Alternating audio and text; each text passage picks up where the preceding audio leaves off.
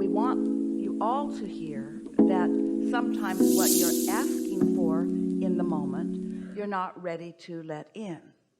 So what you get back is the letting in process rather than what you're asking for.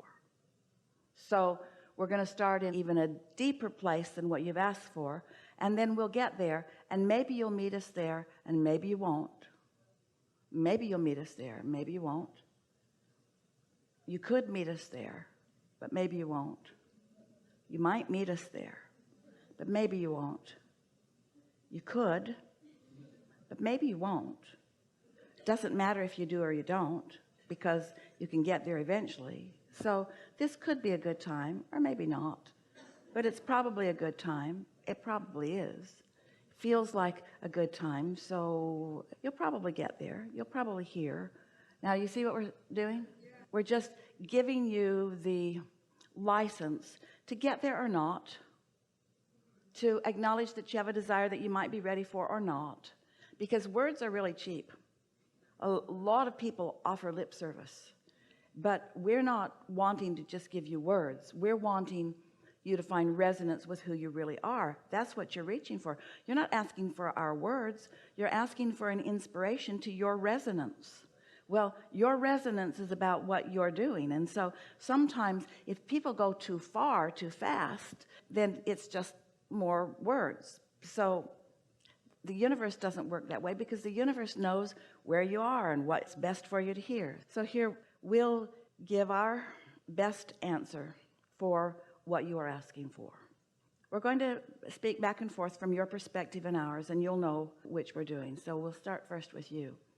I've been around for a while, and I have come to the realization that there is so much potential for me, potential for alignment, and therefore potential for all other things, because alignment leads to all other wonderful things.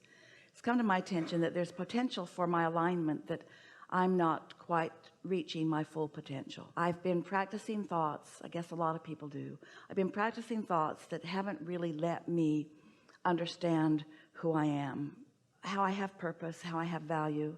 I can often love others. In fact, it's what my default setting is. I turn my attention to others often, and that gets me going, and that always feels good. But it's hard for me to let love into me. I don't know why. I've been blocking it for a long time. I don't really even understand why. Just a habit that got started. I didn't understand it. I developed patterns. Other people responded to those patterns. So I suspect that from very early age, people wanted to love me, and I just wouldn't let it in because I felt unloved. Now, isn't that just a ridiculous, vicious circle that I got going for myself? I felt unloved, so I didn't let love in, and because I didn't let love in, I felt unloved. And then I didn't feel loved, so I didn't let love in, and then because I didn't let love in, then I didn't feel loved, and then people couldn't love me because I wasn't letting love in. And I just developed a sort of pattern that nobody could really see, because on the surface, I looked sort of normal and behaved sort of the way that I'd learned to behave, but I don't really understand why I wasn't really letting love in. But the one thing that has come from all of that is I've come to a keen awareness that I want to let myself be loved. I thought I wanted to be understood. And as I've been listening to Abraham for a while, I realized that that's not really the quest, because being understood is really an impossible thing, because when you ask somebody to understand you, you need to immediately snap them into your same vibration. And that's an impossible thing. Everybody's got their own vibration going. So I think somewhere I got confused. The desire for love, I think I got it confused with the desire to be understood. And I also think that I got confused about where the love was coming from. I think I thought the love would come from other people who didn't understand me, instead of from source, who always does. So there's two things I kind of got out of kilter.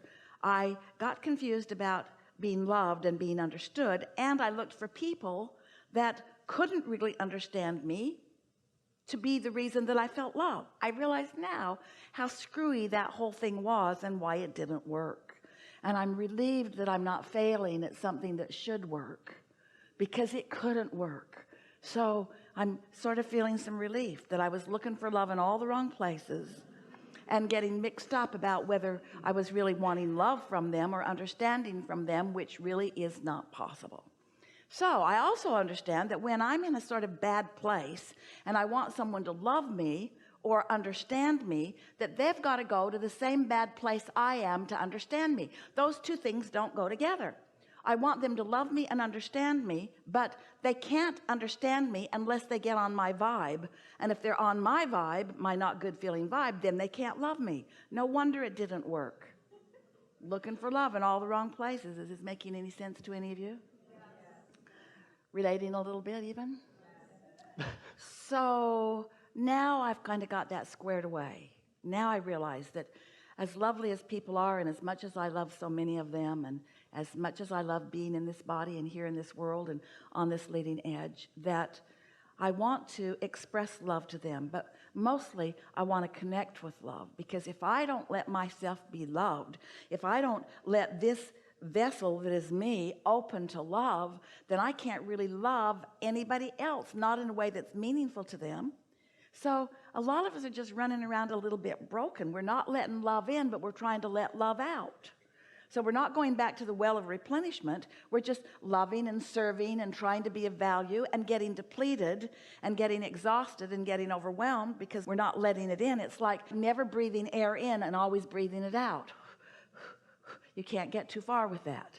Pretty soon you got to start breathing it in, or you have nothing to breathe out. And so now I'm more clear about all of this.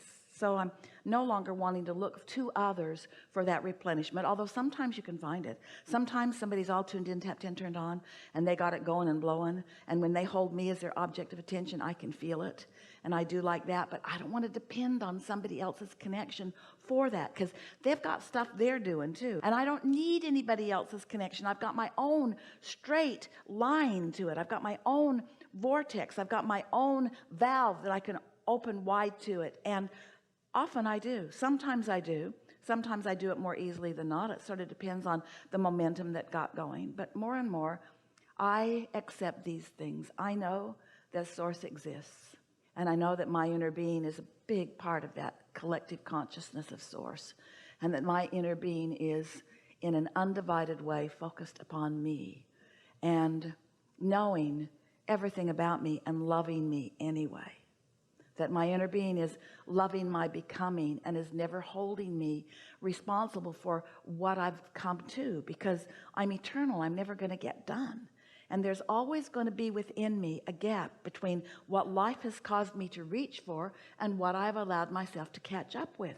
And I've been beating up on myself so long about that gap, because I reach for more and then I don't go, and then I feel bad about the gap, but my inner being never does that. And oh, I'm just figuring this out. The very reason that I don't feel love, or that I feel unloved, is because my inner being is there and I haven't joined my inner being. In other words, the negative emotion that I feel, that I've been calling people not loving me, or my inner being not loving me, or me not letting love in, has only been because I have reached and have not caught up with what I've reached for. And so the very fact that I can feel negative emotion, which feels not love, is my proof that the love exists.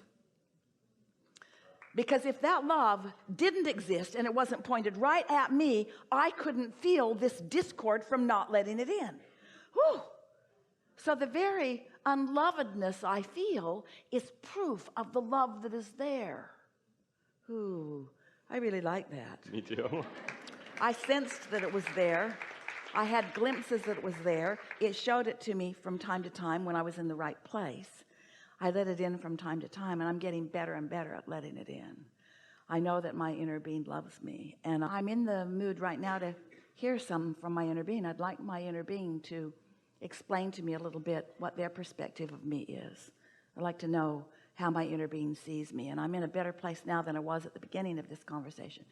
So I have a better chance of letting more of it in than I was at the beginning of this conversation. So I'll just listen for a minute and I'll hear what my inner being has to say about me.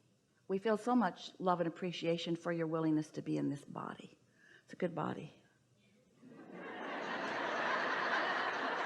We have so much appreciation for you to be willing to play your role in our co-creation, because you've got the hard part. You're out here on the leading, bleeding edge, where you're exposed to conditions that you take in and sometimes you take to heart. And you knew when you made the decision to do it that you'd see some things that you didn't want to see, but you knew it was worth it because you knew out of seeing what you didn't want that you would be able to, in the unique way that is you would be able to come to conclusions about improvements, not just for you, but for the people you love and for the world that you love. You knew that these ideas would burst out of you, and you knew that when they did, that there'd be a gap, because you knew that the very contrast that provided you the launching of the rocket was going to hold you in contradiction to the new rocket for a while. But you knew that we would keep our promise to you. That's why you weren't surprised to meet up with us. You knew that we would keep our promise and that we would not take our eyes off of your goals, of your objectives. And you knew that that's how it worked. But somehow you did a little tricky twist on yourself, because you've decided to beat up on yourself for not always easily going right along. You say to yourself, I know this stuff, why don't I just go with that flow? And the answer to that is because law of attraction won't let you, and that's a normal thing. And sometimes it has to get worse and worse and worse before you ask for more and more and more. But it gets easier and easier for you all the time. Have you noticed that? We are taking so much delight in how much you do catch on to right away, and how much resistance you're leaving aside, and how much resistance that was one time active in you a lot that is no longer active or rarely active within you. And so our wish for you is that you feel about you as we do. And of course that's not a possible thing really, because you are your perspective and we are our perspective, but we are dominant and we do have you outnumbered. We really do know who you are, and at moments when you are in lesser resistance, you get more and more sweeping feelings of who you are. So that feeling of resonance that we were talking about, you're feeling more of the time, and when it comes, you know it. And now what we're really hearing from you is not that you don't know, and not that you aren't often in complete alignment with it, but that the sublime of the alignment is so sublime that you can't bear it when you're not. Well, you've just got to suck it up. You've just got to accept that it's going to be that way, that it can't feel good when you're not in alignment, and it always feels good when you do, and both are part of the bargain that you struck when you decided to come. So it's time for you to stop beating up on yourself for every little bit of negative emotion. Esther saw coffee spilled all over all of them, and she said, I did that. And there was something about the universe humorously delivering to her something that was a vibrational match to how she was feeling, that made her feel extra, extra loved. Isn't it nice that law of attraction responds to you truly, honestly? That law of attraction doesn't play games with you, that it's always consistent? And isn't it a wonderful thing that we, your inner beings, stand in full appreciation of you no matter what you're doing? And isn't it nice to know that the way you feel can't be separated from the way we feel? Aren't you glad to know that you have all of these options? And aren't you glad to be in an environment of such freedom, where you're free to think whatever thoughts you choose to think, and that the thoughts that you think are always in relationship to the thoughts that your inner being is thinking? Can you imagine a more perfect guidance system than that?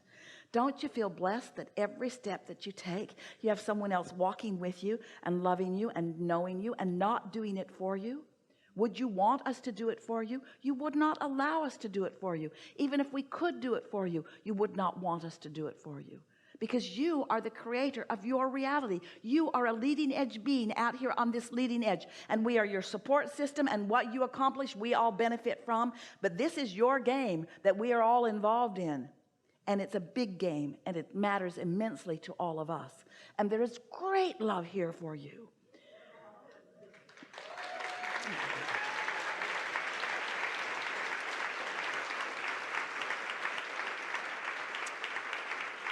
So the best thing that you took from all of this is that when I feel bad, I'm extra loved. Right. That's what that means. Source must be really loving me, because I'm really hurting as I block it off. And I don't have to block it off. I'm just choosing to, because I have some stupid thing that I've been thinking about that's causing me to feel sorry for myself again. I've chosen the victim role again. I'm feeling vulnerable again. And my inner being isn't having any of it, because if my inner being were in agreement, I'd feel great. but my inner being isn't having any of it. And so